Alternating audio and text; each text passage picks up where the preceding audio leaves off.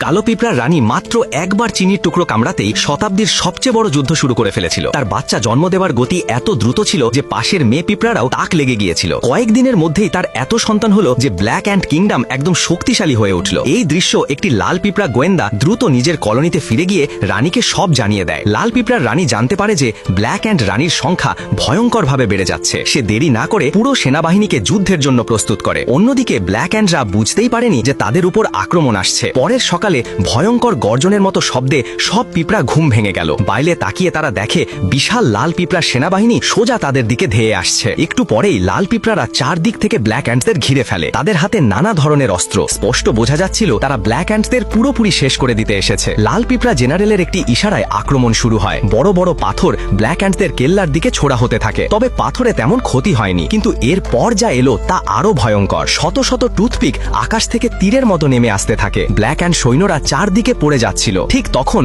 Black and martial পাল্টা আক্রমণের নির্দেশ দেয়। তারা বড় একটি কটন সোয়াবের বাক্স তুলে কেল্লার দেয়াল থেকে নিচে ফেলে দেয়। তারপর তাদের গোপন অস্ত্র বের হয়, এফারভেসেন্ট ট্যাবলেট। ওপর থেকে পড়ে ট্যাবলেটগুলো বহু লাল পিঁপড়াকে চূর্ণ করে দেয়। কিন্তু লাল পিঁপড়ারা হার মানার মতো ছিল না। তারা একটি লোহার বল ছোড়ে যা সোজা ব্ল্যাক অ্যান্ডদের কেল্লার মাঝখানে গিয়ে লাগে। কেল্লা ভেঙে পড়ে। ব্ল্যাক অ্যান্ডদের মধ্যে আতঙ্ক ছড়িয়ে পড়ে। মার্শাল রানীর কাছে অনুমতি চায় চূড়ান্ত অস্ত্র ব্যবহারের। অনুমতি পাওয়ার পর ব্ল্যাক অ্যান্ডরা ম্যাচ বক্স টেনে বের করে। তার ভেতর ছিল তাদের ভয়ঙ্কর অস্ত্র, স্কাই ব্লাস্টার নামে একটি ফায়ারওয়ার্ক রকেট। এর বিস্ফোরণ এত শক্তিশালী ছিল যে পুরো সেনাবাহিনী উড়ে যেতে পারত। যদি লাল পিঁপড়ারা জানতো যে ব্ল্যাক অ্যান্ডদের এমন অস্ত্র আছে তবে তারা আক্রমণ করার সাহসী পেত না। কিন্তু সমস্যা ছিল তাদের কাছে মাত্র একটি ম্যাচস্টিক বাকি ছিল। সময় খুব কম। তারা ঝুঁটি নেয়। এক ব্ল্যাক অ্যান্ড ম্যাচ জ্বালায়, রকেটের ফিউজে আগুন লাগায়। স্কাই ব্লাস্টার আকাশে উঠে ভয়ঙ্কর বিস্ফোরণে ফেটে যায়। লাল পিঁপড়া বাহিনীর বেশিরভাগ ধ্বংস হয়ে যায়। তবুও জেনারেল হার মানে না। সে বেঁচে থাকা সৈন্যদের আরো জোরে আক্রমণের নির্দেশ দেয়। চারদিকে লাল পিঁপড়াদের আঘাত। ব্ল্যাক অ্যান্ডদের আর কিছুই বাকি নেই। তারা এদিক ওদিক ছুটতে থাকে। তখন এক ছোট লেডিবাগের মনে পড়ে যায় জঙ্গলে